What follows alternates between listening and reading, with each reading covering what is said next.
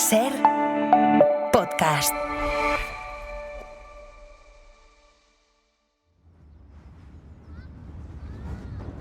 El 12 de octubre es una ciudad pequeña dentro de una gran ciudad.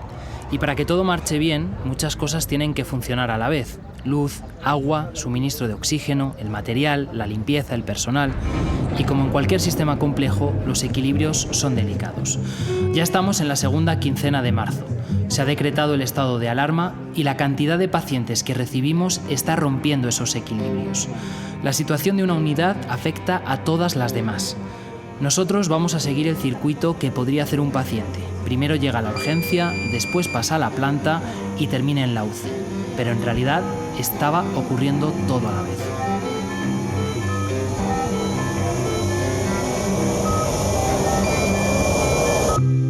Contramarea. Así combatimos el COVID.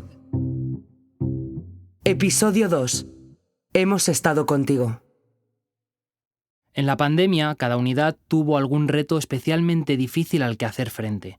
En la urgencia fue que no podían parar la avalancha de pacientes. La urgencia. Da igual que llegasen decenas o cientos de personas. Había que buscarles un hueco. Ruth Sánchez, supervisora de la urgencia. No tienes un protocolo para aislar a 30 personas, ni para aislar a 40 que han venido después, ni a 50. Y era como cada vez más, entonces ibas adaptando lo que tienes. Entonces en cuestión de menos de días, lo que tienes ya no sirve. Entonces te coges la planta, luego coges otra planta, luego un poquito más para allá. O sea, la urgencia acabó ocupando toda la planta baja entera del 12 de octubre, desde urgencias, que está en una punta, hasta las zonas de rehabilitación y el gimnasio, que estaba como 1 kilómetro. Para hacernos una idea, 1 kilómetro son 20 piscinas olímpicas colocadas en línea una detrás de otra, lo que significa que podías andar más de 10 minutos y aún seguir en la urgencia. Cada hueco en el que cabía una cama o un sillón se transformaba en un espacio para pacientes. Entonces empezó a llegar a una sala de espera preparada para 30 personas, con sillas y algún sillón. De repente teníamos 250 neumonías. Y yo recuerdo el mirar y decir, es imposible que toda esta gente tenga neumonía, es imposible que estén malos. Y miraba radiografías y decir, lo que es imposible es que estén sentados. O sea, que están malos de verdad. Y ampliamos otra zona. Nos fuimos a comer y antes de acabar de comer nos llamaron de... Esto no, tenemos que poner camas porque la zona de camas, pero no han podido llegar 30 pacientes en 20 minutos. Sí, han podido llegar. Y lo volvimos a adaptar y dije, los planes nos quedábamos siempre cortos porque los planes nos duraban media hora. Yo recuerdo el viernes 20 de marzo, pasó la subdirectora y al lado de urgencias, que había unos despachos muy grandes, y llegó la subdirectora y dijo, estos despachos fuera muebles, que son amplios, sillones, oxígeno, y montamos otra zona. A pesar de los esfuerzos por ganar nuevos espacios, siempre llegaban más pacientes. Y abríamos esa zona, y abríamos otra, y abríamos otra. Pero claro, las UBIs y las plantas, cuando se llenaban no había más. Pero urgencias no lo podía cerrar y seguían entrando. Entonces se abrió el gimnasio, todos los días llevábamos al gimnasio 40, 50, 60. Todas las mañanas llegaba un autobús, cuando abrió IFEMA, el autobús se llevaba 40, 50 IFEMA, y se volvía a llenar. Yo recuerdo todas las mañanas ibas al hospital, ibas pensando, no puede ser peor que ayer. Y llegabas de, pues sí puede ser. Lo primero en urgencias es pasar por triaje. En el hospital no se atiende antes al que llega primero, como en el mercado, sino al que más lo necesita. En el triaje se evalúa a cada paciente para saber qué le ocurre y cuánto se puede retrasar la atención. Cuanto más grave, menos tiempo puede pasar. Ana Guijarro, enfermera de la urgencia. Yo recuerdo la pena que me daba justamente las despedidas de la gente, porque no podías dejar a la gente pasar acompañada. Entonces me daban más pena las abuelitas y abuelitos que estaban bien que casi los que estaban mal, entiéndeme. O sea, los que estaban mal, eso era horrible. Según llegaban por la puerta ya sabías, por su manera de respirar, que no, o sea, que para arriba. Pero ¿y las abuelitas de 80 y 90 años que venían bien y que no podías dejar pasar acompañadas? Porque es que no podías, porque ponías en riesgo al familiar, pero sabías que le tenías que mandar a una sala donde había 200 personas que a lo mejor no se iban a enterar ni que las llamaban. Pero ¿cómo voy a dejar a esta persona sola en una sala que a lo mejor no la llaman hasta dentro de 24 horas? Entonces, siempre que podía, que no era siempre, me la llevaba yo a la sala y la ponía al lado de alguien joven y le hacía cargo a otra persona enferma de esta abuela, incluso le daba el teléfono de alguna familiar por si tal, y era horrible. O sea, yo a la que me giraba y me iba, a veces me iba llorando, lo que pasa es que como íbamos enfundadas no se nos veía y seguías, y es que venía otro y se te olvidaba y venía otro, pero era horrible. O sea, necesitabais que los propios pacientes se hicieran cargo, hacerse cargo también. Y lo hacían encantados, ¿eh? O sea, yo he de reconocer que no lo he visto ni antes, o sea, siempre hay gente buena y gente menos buena. Pues en esa época de COVID todo el mundo estaba dispuesto a ayudar. Nunca había oído tanto silencio en las salas, ¿os acordáis? Sí. No había ni un grito, nadie se quejaba por esperar. Con la de gente que había. Sí. Con la de gente que había, nadie decía mu, aunque tal, todo el mundo estaba súper colaborador y eso, y haciéndose cargo unos de otros, porque es que si no, es que no dábamos abasto. Andrea Terrón, médica en la urgencia. Porque la gente, en la sala había 200 personas, pero no se escuchaba nada. Sí, yo tengo esa O sea, de silencio, y tú decías, joder, cuando hay 200 en una sala, en una urgencia, eso va por nada. O sea, estaban malos. La gente callado, con miedo, nada, no pedía. Ni comer, ni beber, no. Estamos en ese punto en el que prácticamente todo el hospital, con sus 18 plantas, se ha readaptado para atender a los pacientes con COVID. Hay tantos que se acaban algunos medicamentos y se agotan las bombonas de oxígeno. Gema Rodrigo, enfermera de la urgencia. De las peores cosas que pasé, yo me acuerdo que un momento, pues, por lo menos un día en P2, no había bombonas de oxígeno ya. O sea, se acabaron en el hospital, los celadores volvían con las manos vacías porque no había libres. Y teníamos, pues a lo mejor, una fila enorme de pacientes, no sé cuántos serían, todos esperando en silla, boqueando, sin su bala de oxígeno, porque es que no teníamos, no había. Y lo mismo también nos pasó con las camas, porque estaban todas en el depósito de cadáveres. Y eso fue horrible. Yo el día de las balas de oxígeno pienso que se tocó fondo. O sea, a partir de ahí a lo mejor mejoró un poquito. Los últimos días de marzo y los primeros de abril en Madrid morían cada día entre 500 y 600 personas más de lo habitual, según el Instituto Carlos III. No todos eran personas mayores con enfermedades previas, también había gente joven, deportista. Así que al ir a trabajar era muy difícil no pensar ¿y si me contagio? Es justo en esos días de total incertidumbre, cuando faltan los EPIs y las mascarillas, cuando comienzan a verse las imágenes de sanitarios vistiéndose con bolsas de basura e improvisando pantallas de plástico. Lo que había o se acababa o se racionaba. Se acabó todo. Se acabaron las sábanas, se acabaron los colchones. Traían camas, que yo no sé de dónde aparecían camiones, con camas y camiones con sillones, y duraban. Era como echarle el cubo al mar. Ahí, venga. ¿No? Y eso, vamos a abrir otra zona. Se acababa. Menlu de Dios, auxiliar de enfermería. Al principio, cuando empezó a haber material, teníamos que ir al servicio de esterilización a por él. Entonces llegábamos un rato antes, bajábamos los auxiliares a por él. Y teníamos como en el mercado persa, ¿no? Como en una película. Justificar, tal, regatear, venga tía, por favor, que no sé qué, que somos tantos, mira qué tal. Y siempre conseguir algo más para tu servicio, ¿sabes? ¿Y había competición? O sea, claro, sí, se peleaba la de la planta de neumo con la... No, la auxiliar, no la supervisora, la auxiliar que era la que bajaba. Y digo, por favor, que es que nosotros nos entra todo lo grande por la puerta y tal. Coger una bolsa un día que me acuerdo que tenía 6, lo que llamaban EPIs, que EPIs es el traje completo, pero ahí era simplemente la mascarilla con el mono, subir a dirección, llamar a la puerta, abrir la puerta y decir, con 6 EPIs yo no puedo ir a llevar esto a mis compañeras, ¿cómo vamos a trabajar con esto? Que es que no damos abasto, ¿qué tal? ¿Os imagináis ser la persona que tiene que organizar la llegada de cientos de pacientes cada día? ¿Saber que no le estás dando a tus compañeros todo el material que necesitan para protegerse? ¿Os imagináis pedir ayuda y que te digan que no va a llegar? Hubo un momento que a finales del 20 y tantos de marzo se desmayó una enfermera en P2 y no había suelo para tumbarla, de pacientes. Estaba todo lleno de pacientes y hubo que arrastrarla a un despacho, porque no había suelo físico. Te digo, recuerdo ese momento y un momento que pues la dirección nos apoyó en todo lo que pedimos y en cosas que no pedimos también, se nos adelantaron. Fueron a pedir la ayuda al ejército y vino la jefa de servicio y nos dijo, nos hemos reunido y el ejército, hay otros hospitales que están peor y el ejército no va a venir. Y recuerdo ese momento, estar los 4 en el despacho, los 4 responsables, y decir, ¿qué hacemos? Estamos solos. Y el miedo, o sea, y sentir no sé qué hacer. Y esto es enorme y no nos va a ayudar nadie, depende de nosotros. Pero hubo momentos muy duros, ¿eh? Eso y el que todo el mundo te pidiera respuestas. Es decir, ¿qué hacemos con esto? No lo sé. Es que de verdad que no lo sé y es que nadie lo sabe. ¿Y qué medicación le damos? No lo sé. Y morfina, no queda morfina. El material, no hay material. No hay EPIs para la gente. Tienes 2 cajas de mascarillas. De 2 cajas. Entran a trabajar 250 personas ahora a las 3 de la tarde. ¿Qué hago con 2 cajas?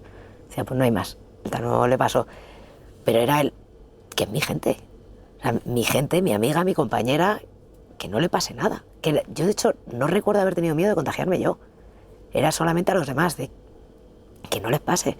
Que nosotros siempre hemos vivido con tuberculosis, meningitis y con un montón de virus, que dices, pero es como que te acostumbras a ellos. Pero esto era de... Y veías morir a gente. Dices, sí, que se muere, es mi compañero. Y yo no le he dado la mascarilla.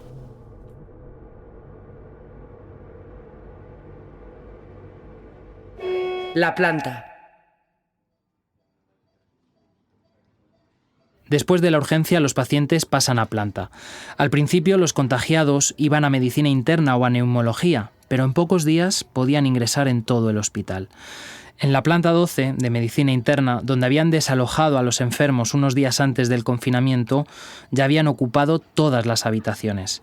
Asun Mayor, enfermera de esa planta, recuerda la llamada constante de los pacientes. Recuerdo el primer día, sí, claro, el caos con todos los timbres sonando, todo el mundo malo, con sensación de apremio, de muerte inminente, mucho, que bueno, que luego fue así, de llamar al busca de la guardia de interna y que nos decían, estamos saturados, no llegamos a aplicar vuestro criterio, que es bueno, que seguro que tal, luego firmamos todo lo que haga falta. Si en la urgencia lo más complicado fue atender el torrente de personas que llegaba, lo más difícil de la planta fue que si un paciente se ponía malo, no podía pasar a la UCI. Eso, y que las puertas siempre debían estar cerradas. En el hospital, cuando se hablaba de lo que vivieron en la planta, todo el mundo repetía lo duro que era abrir la puerta y no saber qué se iban a encontrar. Maika Gómez, enfermera de medicina interna. Es que entrabas a poner un antibiótico, casi siempre era ceftriaxona, y llegabas, estaba vivo, le decías buenas noches, hablabas poco porque un poco la norma era solo utilizar el tiempo preciso para evitar contagiarte innecesariamente. Y volvías a quitar esa ceftriaxona que tardabas poco, era pues hacer la ronda y volver, y se había muerto un paciente.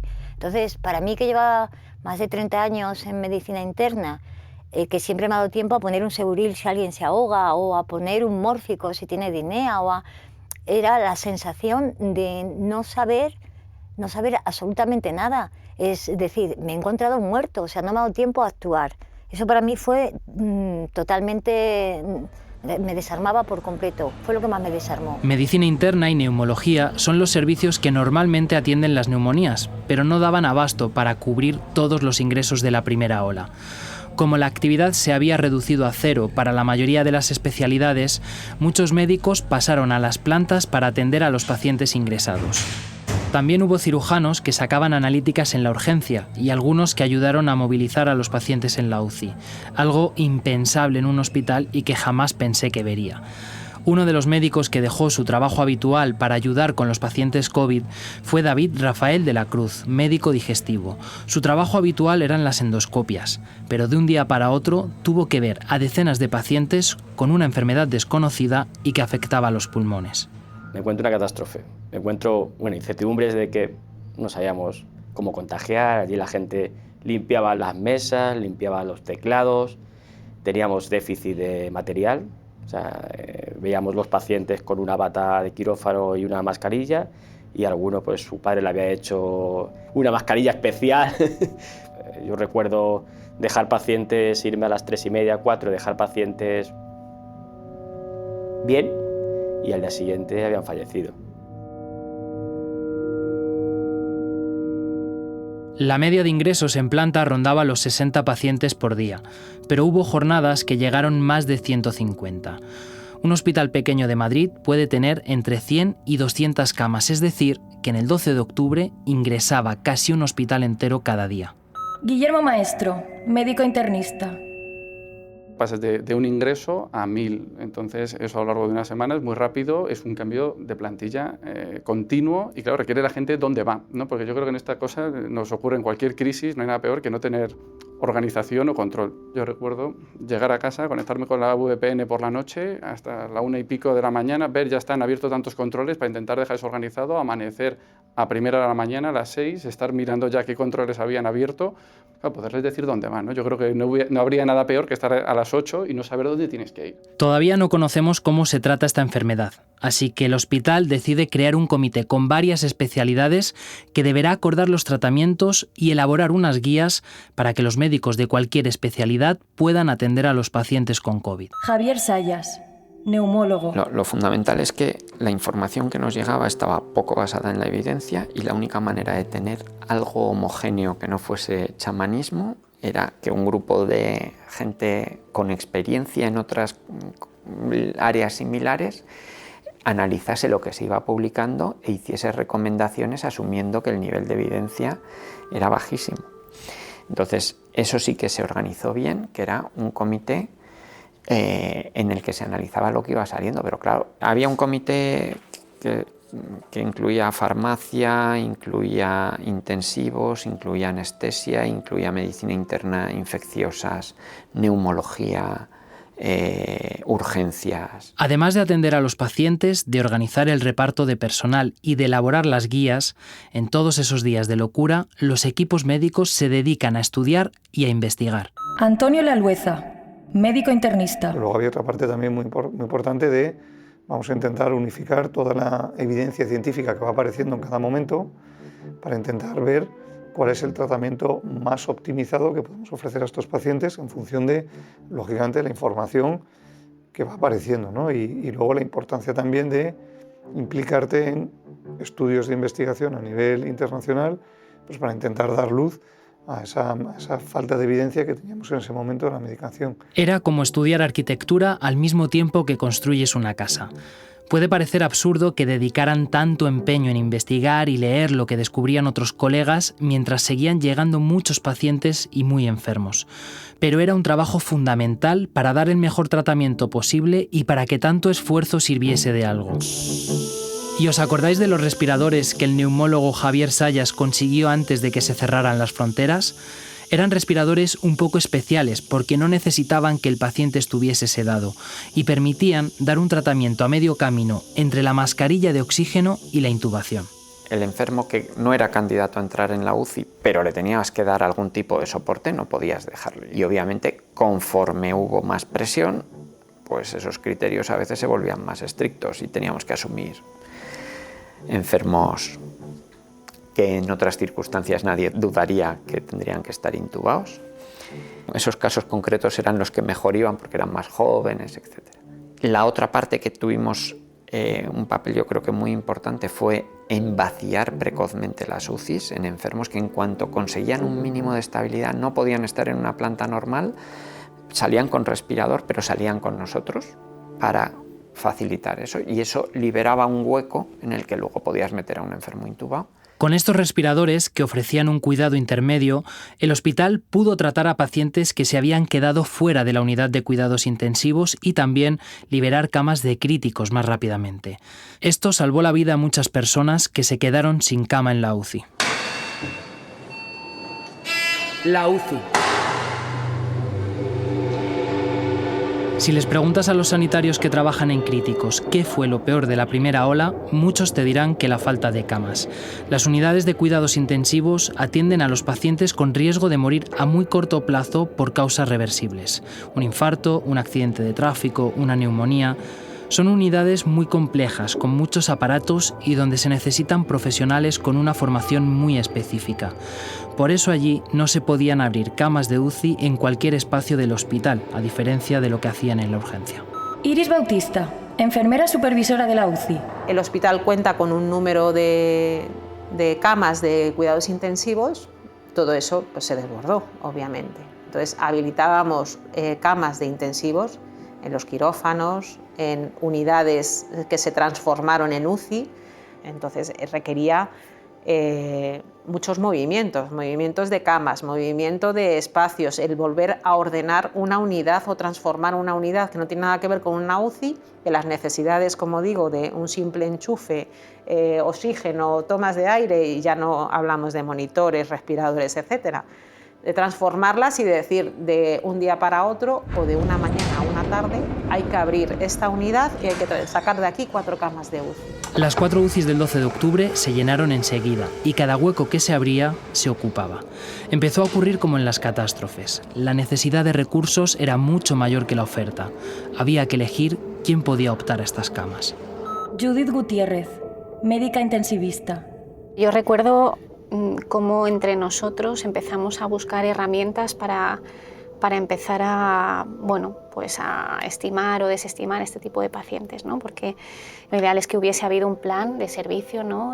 Por parte pues, de la jefatura o lo que fuese, pero lo cierto es que eso, al menos de forma transparente, no se realizó. Entonces lo que fuimos haciendo fue pues, revisión de la literatura. En aquel entonces las sociedades científicas ya empezaban a pues, emitir algún comunicado o alguna guía de estas de recomendaciones éticas pues, para ver cómo estimamos o desestimamos a los pacientes en función de los recursos.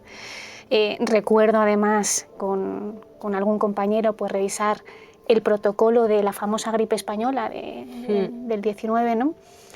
Y con eso empezamos a trabajar, o sea, con eso nos subíamos a las plantas y estimábamos o desestimábamos a los pacientes.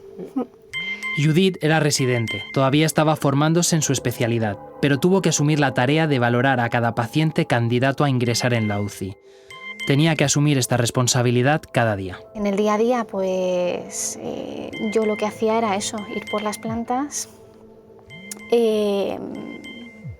según lo que nos llamaban, que eran, bueno, el día de mayor llamadas, ¿no? Fue casi empalmando la mañana con la guardia. Ya por la mañana llevábamos 40 y pico llamadas al busca, ¿no? Entonces, nada, o sea, yo recuerdo pues ir con la mascarilla FP2, casi ni entrar por la puerta, porque es que ya lo veías, ¿no? Veías al paciente. Y en función de los antecedentes del paciente y de cómo estaba el paciente, pues llamaba al adjunto en cuestión que estaba ayudándome, les contaba y en función de las camas pues decidíamos quién se bajaba. Los adjuntos son los médicos que ya han terminado la especialidad. Amanda Lesmes, intensivista de la UCI polivalente, era una de esas adjuntas. Normalmente nosotros en el busca de la UCI, pues, o sea, un día que es malo tenemos 7, 8 llamadas, ¿no? Pues esto hubo 15 o 20 días que había más de 40 llamadas al día, ¿no? Pero luego aparte teníamos una UCI llena de gente extremadamente grave a la cual pues había que atender, ¿no? Y había que intentar ver lo mejor que se pudiese. Con ese nivel de demanda, los criterios eran cada vez más estrictos. Normalmente si el paciente tenía comorbilidades significativas, pues se desestimaba. Pero también llegamos a un punto en el que las comorbilidades eran hipertensión.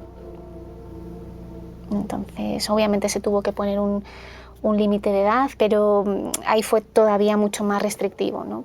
No recuerdo qué edad, dijimos 60 o así. Era raro ingresar por encima de 65 años. Sabíamos que iban peor y eso, bueno, es un criterio que a veces se tiene en cuenta, siempre individualizando, obviamente, pero eso e hipertensión, ¿no? Eso era muy... A día de hoy es impensable, claro, es muy frecuente, a día de hoy es impensable. Estar intubado por una neumonía es una patología tremendamente grave, incluso a día de hoy, pues gente con pacientes que tienen muchas comorbilidades, ¿no? Que tengan muchas enfermedades. En general esos pacientes no son candidatos a ingresar en UCI porque sabemos que su probabilidad de sobrevivir a la UCI es bajísima, ¿no? Sobrevivir y a expensas de qué, porque claro, no solo sobrevivir, sino sobrevivir con una mínima calidad de vida, ¿no? Que eso es lo que tenemos que pensar un poco más allá. Si la elección estaba entre alguien que tenía a lo mejor un 80% de posibilidades de sobrevivir y alguien que tenía un 30%, pues la elección para nosotros estaba clara, ¿no? Eso es lo que se conoce como triaje de desastres o de catástrofes, ¿no? Se va siendo cada vez más restrictivo en función de si se pone, digamos, si hay un claro desbalance entre la oferta y la demanda de recursos. ¿De cuántos nos estamos hablando por día? No quiero saberlo. Es que ni lo recuerdo, ¿eh? O sea, es más fácil decirte los sís, que eran 2, 3, y a lo mejor... Habría una UBI que eran 16. Claro. ¿no? Y no solo cuántos nos, los nos que no nos llegaban, ¿no? Porque sus médicos responsables sabían lo que pasaba. Esperamos lo que esa guardia que hemos comentado varias veces, ¿no? Que fue una de las grandes explosiones, pues eso, si es que pudimos ver a 100 pacientes, ingresamos 1 o 2.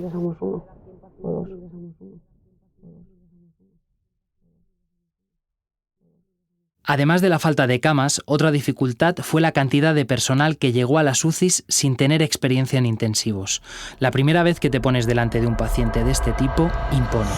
Están sedados, rodeados de cables, conectados a un respirador y a una pantalla que registra sus constantes vitales cada segundo, por lo que en una UCI no es suficiente con que haya personal.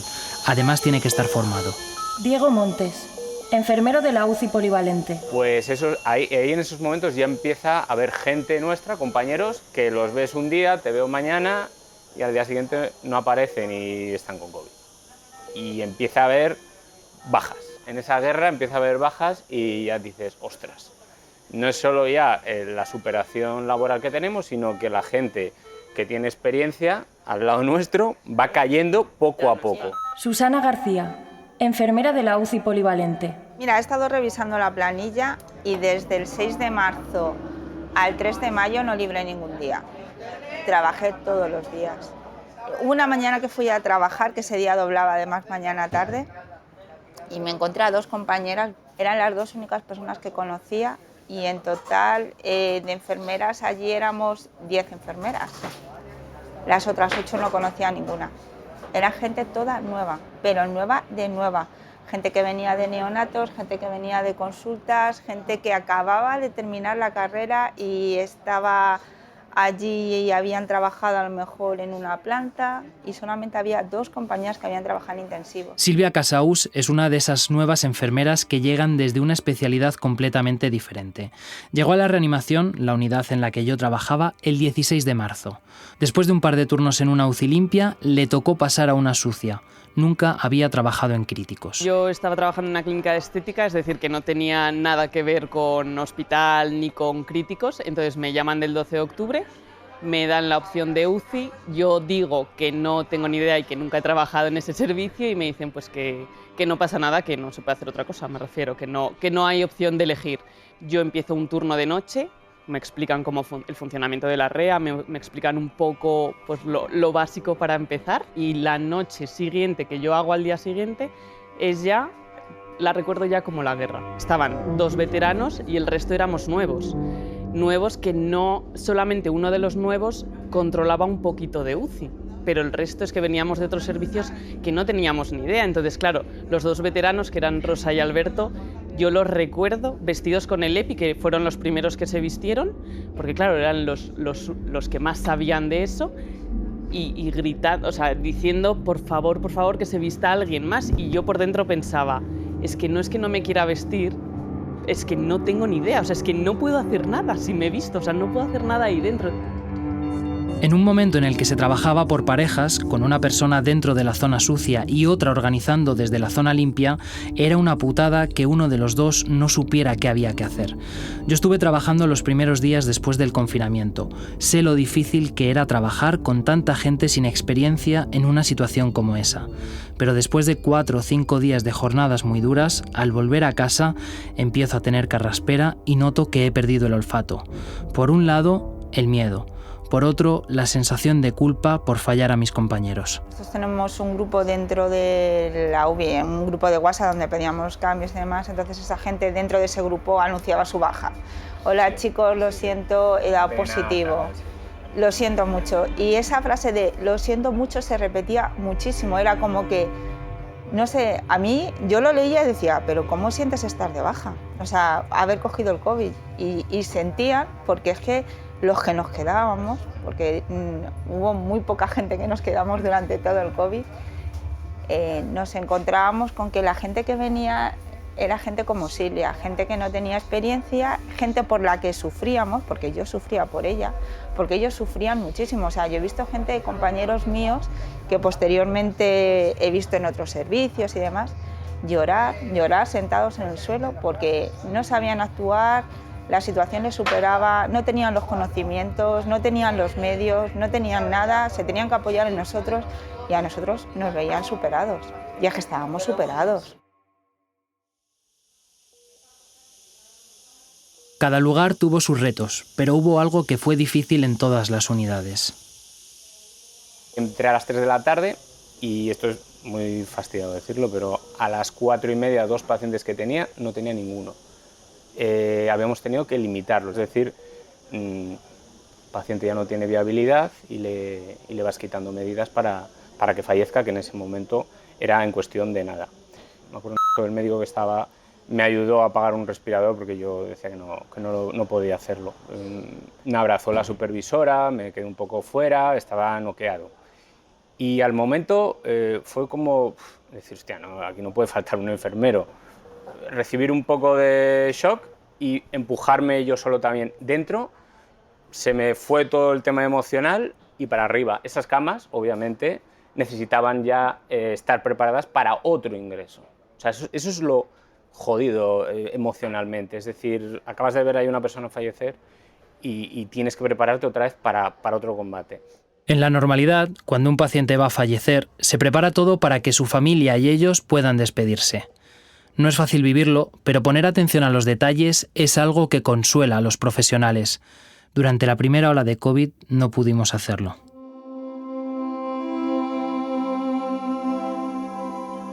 A mí me tocó atender a la primera paciente que murió en la unidad. Al menos pudimos llamar a la familia para que se despidiera antes, porque después, por la falta de EPIs, fue imposible. Recuerdo a su hija enfundada en el mono, con los guantes y la mascarilla, agarrando la mano de su madre y repitiéndole: «Hemos estado contigo. No te hemos dejado sola».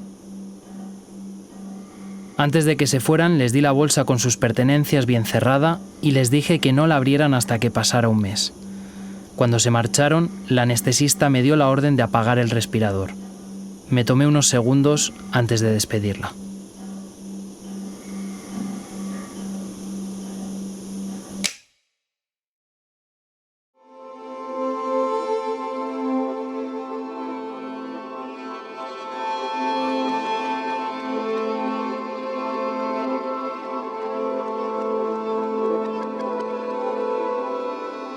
Contramarea, así combatimos el COVID, es una producción de Ser Podcast con Karima Garbi.